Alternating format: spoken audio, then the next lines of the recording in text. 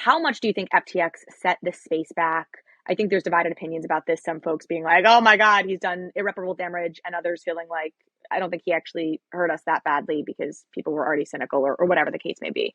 I think there's a constant tension between custodial or centralized methods of onboarding people, whether they're centralized exchanges or wallets, that make the user experience very, very easy for people to get onboarded into crypto, but also are against the fundamental ethos of being able to own your own stuff. Yeah.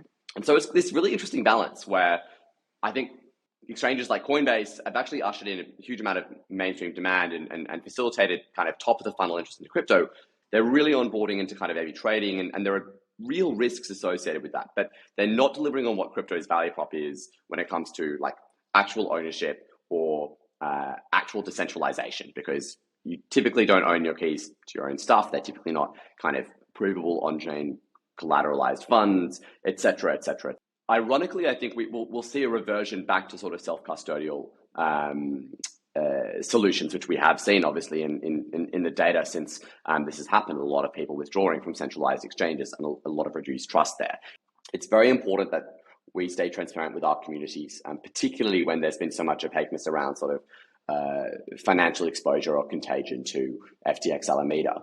Flashy announcements or things which are going to make big news are actually not as relevant in this market. It's really much more around who is actually building traction, market share, and developing a good product. I think it may shift the power a little bit back to, particularly for product use cases, people looking more at self-sovereignty as a core thing that's really valuable. So I think that's maybe the silver lining.